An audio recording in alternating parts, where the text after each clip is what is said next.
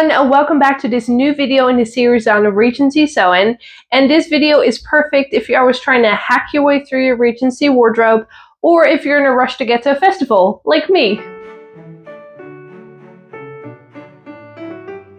Now in this video, I'm going to be walking you through how I hacked my way through a Regency outfit for Jane Austen Fest. So this project is actually based on a museum piece that I found in a museum collection of this one. And as you can see, this is a jacket, but it has a petticoat inside instead of a full dress underneath. But it kind of gives the idea of the wearer having a full dress on underneath the jacket. And I like this for several reasons. One of them is that the skirt that you make can actually be reused as a petticoat at a later date. Also, it makes your outfit very easy to change out. So you can add a different skirt, wear with a different jacket, and I love my economic solutions to historical costuming. So this is definitely one of my new favorites. It just makes me wonder what the person who made this was thinking when they made this. Were they tied up money? Were they tied on time? Was it both? I don't know, but I am totally here for it. The way I'm going to be doing it is I bought some bed sheets at the thrift store. They were 100% cotton sateen, which I really like because they're really nice to sew with. And it only cost me a little bit of money. And then I'm going to be using my sleeveless Spencer jacket that I've made before, this one. And the goal is to make it look like I'm wearing a full outfit. Now, the great thing is my new pattern is out, the one of the coat. I worked very hard on it and I really hope you all like it. So please do go check out my Etsy store. And who knows, you might see some other patterns that you may also like. Now back to the project. Let me walk you through to what we're going to do to make this outfit work. So first of all, you're going to need a Spencer jacket, either a short sleeve or a long sleeve. Now I made my sleeveless Spencer jacket that you can buy in my Etsy store. And then I added sleeves that I literally took from my coat pattern and just adjusted a little bit so they fit the armhole for my jacket. And I used a skirt from this and also adjusted that to fit the waist of the jacket. You just have to make sure you measure twice and cut once. So yes, cutting out the sleeves, we're going to cut out the skirt. It's going to be lots of gathering. We need some cotton tape. I actually have this cotton tape. I think next time I'll use a wider one to make it easier to work with. And you also need some hooks and eyes. I got some vintage ones that I found somewhere in a market. And obviously lots of pins, needle, thread, and preferably a sewing machine. Now let's get to work. We need to get this outfit finished. Okay, this is my Spencer jacket, sleeveless Spencer jacket. And we need to do a little prepping before I can use it for my idea. And that is, first of all, I need to adjust the front edge.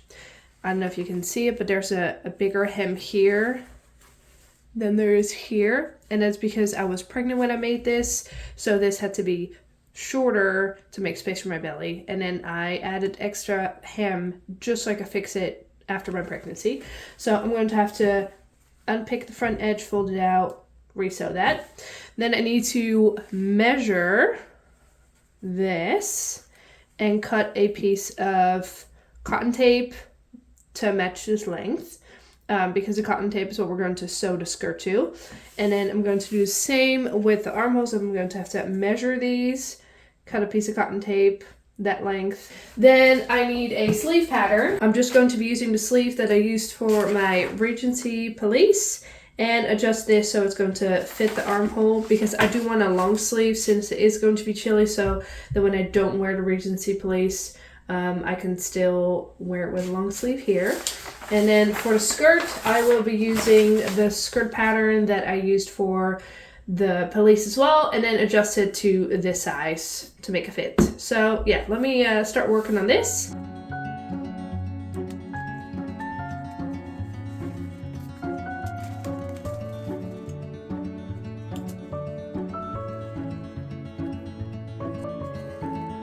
So here are my pattern pieces laid out in the living room.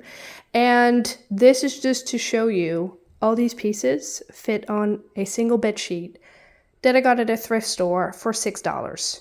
So you don't need a humongous amount of money to make something cool. So yes, I'm very happy with this. Time to cut this out and get this sewing.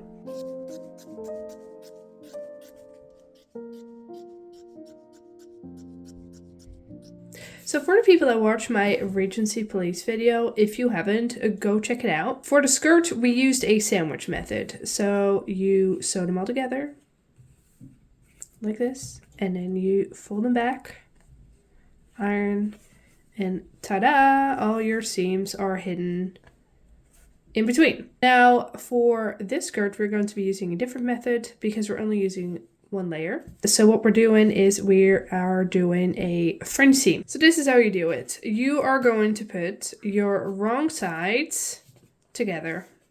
I know this feels very counterintuitive, doesn't it? Then you sew it together. This is me pretending to sew. And the very important thing about this is going to take more seam than normal. So normally I would just do 1 centimeter and be done. But in this case, you need more because we're going to fold it. I'll explain. For instance, if I sew this 1/2 centimeter, then we turn it inside out. Then you're going to roll this open. You can already iron that if that makes it easier for you. Then you're going to pin it the seam allowance that you want it to be. So in my case, 1 centimeter. When you fold it back, we have a nicely hidden seam. The great thing about this is it is going to hide all your raw edges. And as you can see now, I have 1 centimeter plus what is folded inside. So 1/2 centimeter. So my total seam allowance should be 1.5 centimeters. So if you do it in inches, centimeters, doesn't matter. Make sure that you have enough space to do both. What I like about this, it is great for sheer fabrics. It is great for like the thinner cottons like this. It's great for fabrics that fray a lot. I use it for that too. But yeah, it's a perfect way to sewing your seams and finishing them in one go. This is how we're going to sew the skirt.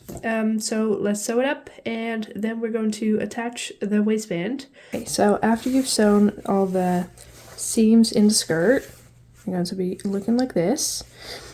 You're going to add gathering stitches to the top of this skirt. And I use gathering stitches one above, one below my stitch line, and the reason for that is if you only do one, it is going to gather like this, and there's a bigger chance that it's going to be uneven, or you're going to get like wrinkles when you sew and folds. Also, if you have two, it is going to gather equally, and it's going to be a lot easier to divide your fabric equally over whatever you're doing. So yeah, that small tip. So this sleeve's already done, except for the hem, and then I found this pretty lace that I can use for my hem, just to jazz it up a little bit. It's quite pretty. I think I repurposed it from an old bedsheet or something, but yeah, it is definitely going to make it look a lot nicer. So let's get to it. Okay, after you finish your sleeves, this is what you have. And now we need to attach this to the jacket so we can fake our way through an outfit. Now, make sure you have your sleeves marked so you know what the front of your sleeve is. So this one is supposed to go on this side. And then we're going to attach the sleeve to this cotton tape so we can easily baste it into the jacket and take it out again if we don't need it. So you're going to measure your cotton tape, or just do it easy. Just cut it as long and grab your marker so you know where your overlap is going to be, and then you mark your starting point. Now this is a water soluble ink marker, and these are amazing when you do sewing because it makes it so easy to mark stuff and not worry about it staining later. Always make sure you do a little test on your fabric to make sure it actually disappears. Now I'm going to put it here. I'm going to grab my pins.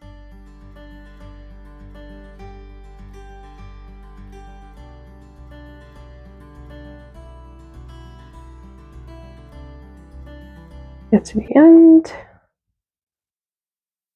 mark your end, and here we have the full length of what we need for the opening. Now make sure that you always cut a little bit extra because you actually need to be able to sew them together, and that way you can basically just sew a ring and then attach the sleeve to that. So let's cut some off, and then you're going to cut this twice because we have two sleeves. And then you do the exact same thing for the skirt. So you're just going to have tape that goes all the way around the base of your jacket. Then you gather your sleeve and your skirt on top of these pieces, and then we can attach them. So we're almost there.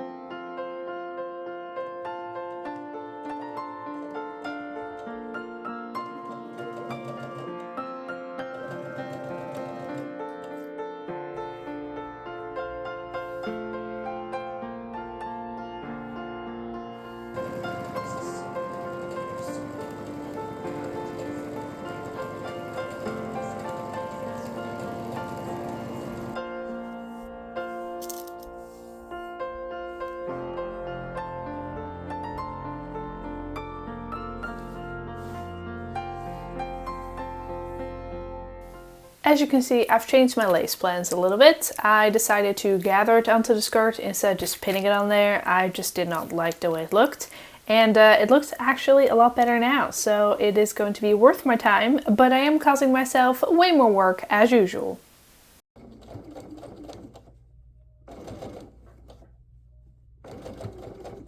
Okay, once you have all your pieces ready, so I have my sleeves, my skirt, and my jacket, it's time to assemble the whole thing. Now, my sleeves are just going to be easy. I'm going to be basting these in, so I'm just going to be using big stitches to get them attached to the bodice. Let me see. Yeah, front. So this one is going to go here. See, and then you can already see, just like a real sleeve.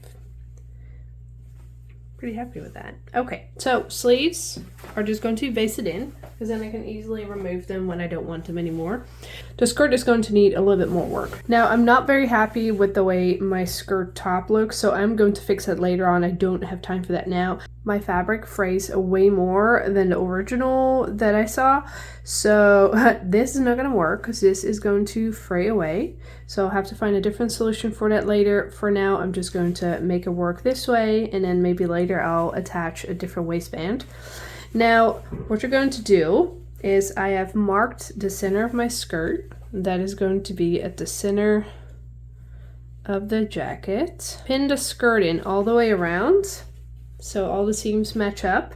And then I'm going to mark a couple of positions where I want the hooks and eyes to go. So yeah, we're almost there. I'm going to assemble it, and I'm going to show you all what it looks like.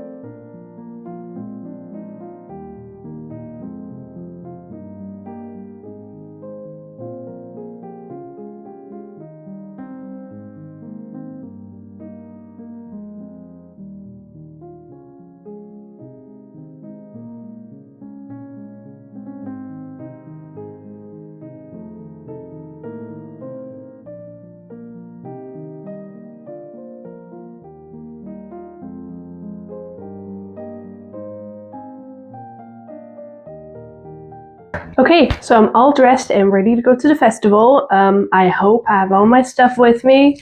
I got my fan because it is hot outside. I'm bringing my coat, but probably only for pictures. We'll see how it goes. And then, of course, we need some gloves. And I have an emergency sewing kit because you never know. And I'm also bringing this I know it's not completely appeared correct, but this is all handmade by my grandmother's mother or her grandmother. I have to ask her. But yes, I'm bringing this one. It's going to hold my essentials, and then I'll have a big bag to bring the rest of my stuff. And yeah, I managed to do my hair. Normally I have my friend Gabby do it. So yeah, I try to do my best. And I think it looks somewhat okay. So we're gonna go with it. I think I'm ready. I need to get into the car, see how comfortable this is with driving, and hope I don't get there too wrinkled with my outfit. So we'll see how that goes. I'm definitely going to be blasting the AC in the car. This weather over here doesn't know what it wants. So yeah, the coat's coming. We'll see if I can actually put it on. So let's go to the festival.